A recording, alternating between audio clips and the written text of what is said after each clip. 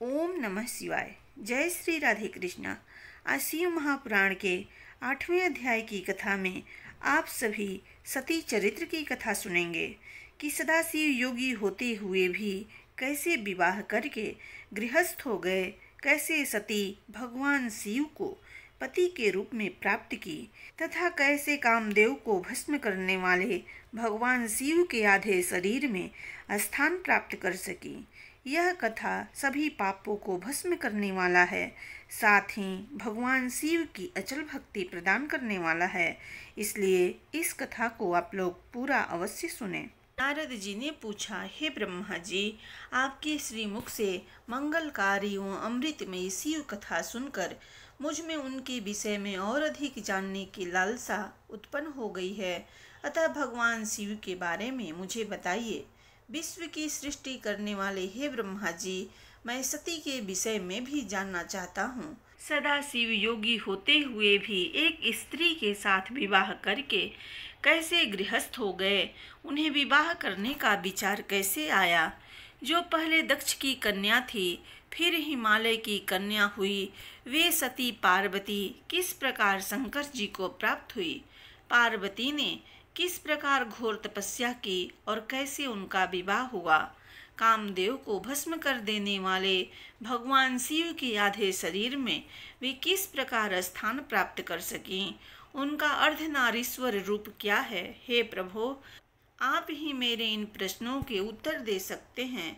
आप ही मेरे संशयों का निवारण कर सकते हैं। ब्रह्मा जी ने कहा, हे नारद, देवी सती और भगवान शिव का शुभ यश परम पावन, दिव्य और गोपनीय है। उसके रहस्य को वे ही समझते हैं। सर्वप्रथम तुम्हारी प्रार्थना पर मैं सती के चरित्र को बताता हूँ। पहले मेरे एक कन्या पैदा हुई, जिसे देखकर मैं काम पीड़ित हो गया। तब रुद्र ने धर्म का स्मरण कराते हुए मुझे बहुत धिकारा। फिर वे अपने निवास कैलाश पर्वत को चले गए। उन्हें मैंने समझाने की कोशिश की, परंतु मेरे सभी प्रयत्न निष्फल हो गए। तब मैंने शिव जी की आराधना की। शिव जी ने मुझे बहुत समझाया, परंतु मैंने हठ नहीं छोड़ा और फिर रुद्रदेव को मोहित करने के लिए शक्ति का उपयोग करने लगा। मेरे पुत्र दक्ष के यहाँ सती का जन्म हुआ। वह दक्ष सुता उमा नाम से उत्पन्न होकर कठिन तप करके रुद्र की स्त्री हुई। रुद्र ने गृहस्थ आश्रम में सुखपूर्वक समय व्यतीत किया।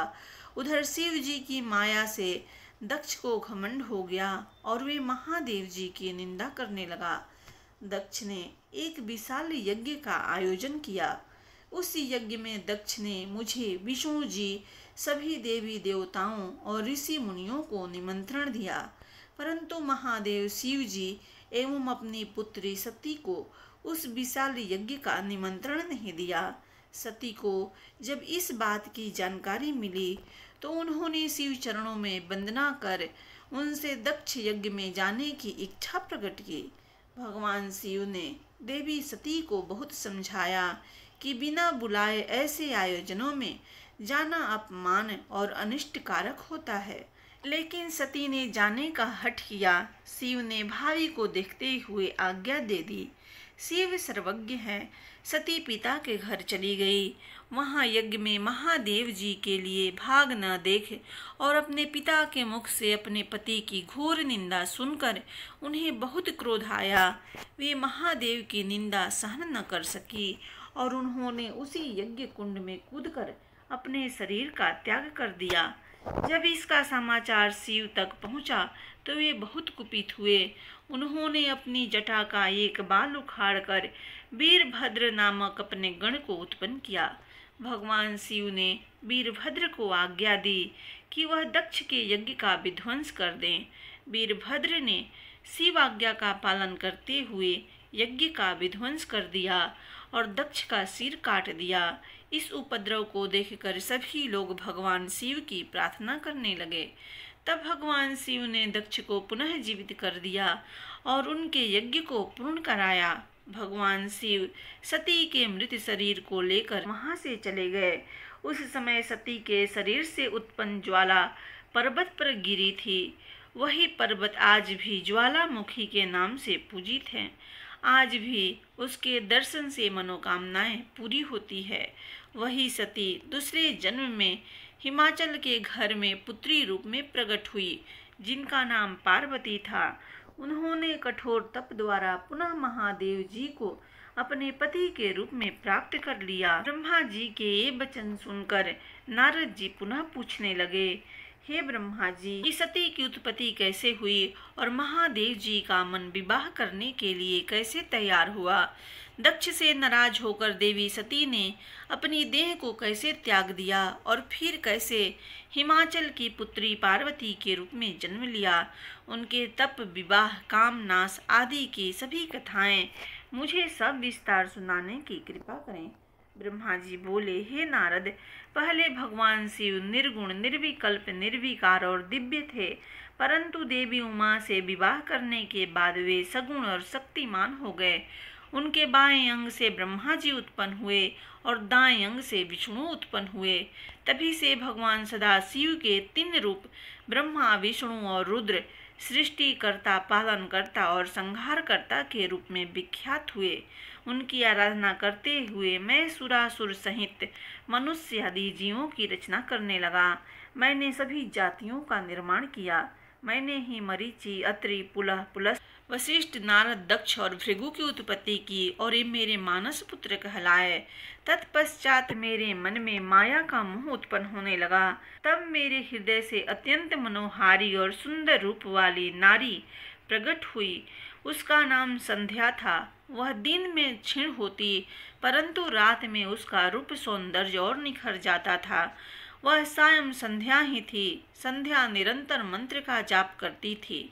उसके सौंदर्य से ऋषि मुनियों का मन भी भ्रमित हो जाता था। इसी प्रकार मेरे मन से एक मनोहर रूप वाला पुरुष भी प्रकट हुआ। वह अत्यंत सुंदर और अद्भुत रूप वाला था। उसके शरीर का मध्य भाग पतला था। वह काले बालों से युक्त था। उसके दांत सफेद मोतियों से चमक रहे थे। तभी उस रूपवान पुरुष ने विनय पूर्वक अपने सिर को मुझ ब्रह्मा के सामने झुकाकर मुझे प्रणाम किया और मेरी बहुत स्तुति की। वह पुरुष बोला, ब्राह्मण, आप अत्यंत शक्तिशाली हैं। आपने ही मेरी उत्पत्ति की है। प्रभु, मुझ पर कृपा करें और मेरे योग्य काम मुझे बताएं, ताकि मैं आपकी आज्ञा से उस कार्य को पूरा कर सकूं। ब्रह्मा जी ने कहा, हे भद्र पुरुष, तुम सनातनी सृष्टि उत्पन्न करो। तुम अपने इसी स्वरूप में फूल के 5 बाणों से स्त्रियों और पुरुषों को मोहित करो। इस चराचर जगत में कोई भी जीव तुम्हारा तिरस्कार नहीं कर पाएगा। तुम छिपकर प्राणियों के हृदय में प्रवेश करके सुख का हेतु बनकर सृष्टि का सनातन कार्य आगे बढ़ाओ। तुम्हारे पुष्पमय बाण समस्त प्राणियों को भेद कर उन्हें मदमस्त करेंगे। आज से तुम पुष्प बाण नाम से जाने जाओगे। इसी प्रकार तुम सृष्टि के प्रवर्तक रूप में जाने जाओगे। ब्रह्मा जी ने कहा, हे नारद, सभी ऋषि मुनि उस पुरुष के लिए उचित नाम खोजने लगे। तब सोच विचार कर वे बोले कि तुमने उत्पन्न होते ही ब्रह्मा का मन मंथन कर दिया है, अतः तुम्हारा पहला नाम मनमत होगा। तुम्हारे जैसा इस संसार में कोई नहीं है, इसलिए तुम्हारा दूसरा नाम काम होगा, तीसरा नाम मदन और चौथा नाम कंदर्प होगा। अपने नामों के विषय में जानते ही काम ने अपने 5 बाणों का नामकरण कर उनका परीक्षण किया। काम ने अपने 5 बाणों को हर्षण, रोचन, मोहन, शोषण और मारण नाम से सुशोभित किया। ये बाण ऋषि मुनियों को भी मोहित कर सकते थे। उस स्थान पर बहुत से देवता व ऋषि उपस्थित थे। उस समय संध्या भी वहीं थी। कामदेव द्वारा चलाए गए बाणों के फल स्वरूप सभी मोहित हो गए। सबके मनों में विकार आ गया। सभी काम के वशीभूत हो गए। प्रजापति, मरीचि, अत्रि, दक्ष आदि सब मुनियों के साथ ब्रह्मा जी भी काम के वश में होकर संध्या को पाने की इच्छा करने लगे। ब्रह्मा और उनके मानस पुत्रों सभी को एक कन्या पर मोहित होते देखकर धर्म को बहुत दुख हुआ। धर्म ने धर्म रक्षक त्रिलोकीनाथ का स्मरण किया। तब मुझे देखकर शिव जी हंसे और कहने लगे, हे ब्रह्मा, अपनी पुत्री के ही प्रति तुम मोहित कैसे हो गए? सूर्य का दर्शन करने वाले दक्ष, मरीचि आदि योगियों का निर्मल मन कैसे स्त्री को देखते ही मलिन हो गया? जिन देवताओं का मन स्त्री के प्रति आसक्त हो, उनके साथ शास्त्र संगति किस प्रकार की जा सकती है? इस प्रकार के शिव वचन सुनकर मुझे बहुत लज्जा का अनुभव हुआ और मेरा पूरा शरीर पसीने पसीने हो गया। मेरा विकार समाप्त हो गया, परंतु मेरे शरीर से जो पसीना नीचे गिरा उससे पितृगणों की उत्पत्ति हुई। एक सर्वगुण संपन्न अति सुंदर कन्या भी उत्पन्न हुई, जिनका नाम रति था। उसका रूप सौंदर्य देखकर ऋतु आदि अंस्खलित हो गए एवं उससे अनेक पितरों की उत्पत्ति हुई। शिव जी के वहां से अंतर्ध्यान होने पर मैं काम पर क्रोधित हुआ। मेरे क्रुद्ध होने पर काम ने वह बाण वापिस खींच लिया। बाण के निकलते ही मैं क्रोध की अग्नि से जलने लगा। मैंने काम को शिव बाण से भस्म होने का श्राप दे डाला। यह सुनकर काम और रति दोनों मेरे चरणों में गिर पड़े और मेरी स्तुति करने लगे तथा क्षमा याचना करने लगे। तब काम ने कहा, हे प्रभो, आपने ही तो मुझे वर देते हुए कहा था कि ब्रह्मा, विष्णु, रुद्र समेत सभी देवता, ऋषि, मुनि और मनुष्य तुम्हारे वश में होंगे।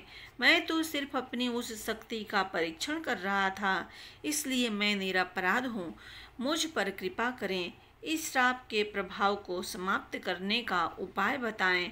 इस प्रकार काम के वचनों को सुनकर ब्रह्मा जी का क्रोध शांत हुआ। उन्होंने कहा कि मेरा श्राप झूठा नहीं हो सकता, इसलिए तुम महादेव के तीसरी नेत्र रूपी अग्नि बाण से भस्म हो जाओगे। परंतु कुछ समय पश्चात जब शिव जी विवाह करेंगे, तब तुम्हारा शरीर तुम्हें पुनः प्राप्त हो जाएगा। नारद जी ने पूछा, हे ब्रह्मा जी, इसके पश्चात क्या हुआ? आप मुझे इससे आगे की कथा भी बताइए। भगवान काम और रति का विवाह हुआ या नहीं? आपके श्राप का क्या हुआ? कृपया इसके बारे में मुझे सब विस्तार बताइए। ब्रह्मा जी बोले, शिव जी के वहाँ से अंतर्ध्यान हो जाने पर दक्ष ने काम से कहा, हे कामदेव, आपके ही समान गुणों वाली परम सुंदरी एवं सुशीला मेरी कन्या को तुम पत्नी के रूप में स्वीकार करो। मेरी पुत्री सर्वगुण संपन्न है तथा हर तरीके से आपके लिए सुयोग्य है। हे महातेजस्वी मनोभव, यह हमेशा तुम्हारे साथ रहेगी और तुम्हारी इच्छा अनुसार कार्य करेगी। यह कहकर दक्ष ने अपनी कन्या, जो उसके पसीने से उत्पन्न हुई, तत्पश्चात कामदेव और रति का विवाह संपन्न हुआ। दक्ष की पुत्री बड़ी रमणीय और परम सुंदरी थी। उसका रूप लावण्य मुनियों को भी मोह लेने वाला था। रति से विवाह होने पर कामदेव अत्यंत प्रसन्न हुए। वे रति पर पूर्ण मोहित थे। उनके विवाह पर बहुत बड़ा उत्सव हुआ। प्रजापति दक्ष पुत्री के लिए सुयोग वर पाकर बहुत खुश थे। दक्ष कन्या देवी रति भी कामदेव को पाकर धन्य हो गई। जिस प्रकार बादलों में बिजली शोभा पाती है, उसी प्रकार कामदेव के साथ रति शोभा पा रही थी। सूत जी कहते हैं, ब्रह्मा जी का यह कथन सुनकर महर्षि नारद बड़े प्रसन्न हुए और हर्ष पूर्वक बोले, हे महामते, आपने भगवान शिव की अद्भुत लीला मुझे सुनाई। हे प्रभो, अब मुझे आप यह बताइए कि कामदेव और रति के विवाह के उपरांत सब देवताओं के अपने धाम चले जाने के बाद पितरों को उत्पन्न करने वाली ब्रह्म कुमारी संध्या कहाँ गई? उनका विवाह कब और किससे हुआ? संध्या के विषय में मेरी जिज्ञासा शांत कीजिए। प्रेम से बोलिए भगवान शिव जी की जय।